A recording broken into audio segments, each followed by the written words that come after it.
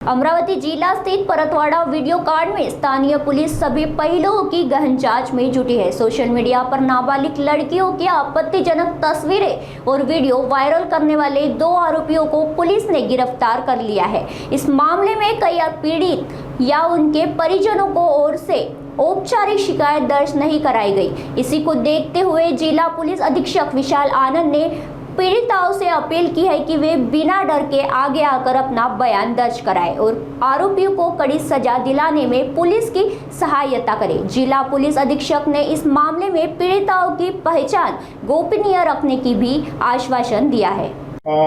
Victim आणि विक्टिमचे जे family members आहे त्यांना विनंती करत आहे की तुम्ही तुमच्या सोयीनुसार तुम्ही जसा तुम्हाला वाटत आहे तसा तुम्ही पोलिसांना संपर्क करू शकतो आणि त्याबद्दल आम्ही आमच्या स्तरावर 3 महिला अधिकारी जे जिल्हा लेवलचे अधिकारी आहे त्यांची नाव आणि नंबर जे आहे ते प्रसारित केलेली आहे। त्यांना तुम्ही गोपनीय पद्धतीने संपर्क करून तुम्ही तुमचे जे काही म्हणणं आहे ते तुम्ही काइंडली करा अशी आमची विनंती आहे। ते काय आहे की पोलीस आम्ही आमच्या स्तरावर जे कारवाई आहे ते आम्ही करत आहे, पण एक्झॅक्टली काय घडलेला आहे विक्टिम सोबत ते समोर आला की आणखी जास्त सिरियसनेस घेऊन आम्ही तपास करणार आणि आणखी काही सेक्शन्स FIR मध्ये ऍड करायची आहे किंवा आणखी काही विक्टिम्स निष्पन्न होत आहे तर तसा इन्व्हेस्टिगेशन पण आम्ही पुढे करू शकतो। तर अगेन आय रिक्वेस्ट विक्टिम्स आणि त्यांचे जे फॅमिली मेंबर्स आहे तर काइंडली तुम्ही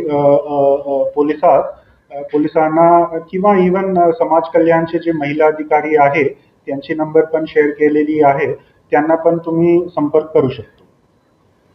नेक्स्ट आणखी माझी एक विनंती आहे की जर इतर कोणतेही व्यक्ती त्यांच्याकडे काही एव्हिडन्स सारखा काही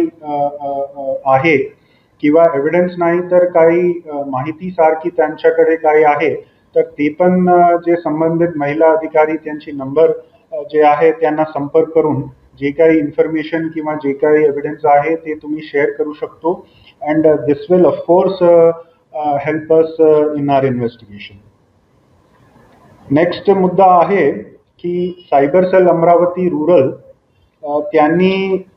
सॅटर्डे रात्री ज्यावेळी आम्हाला हे माहिती भेटलेली होती तर पूर्ण प्रकरणात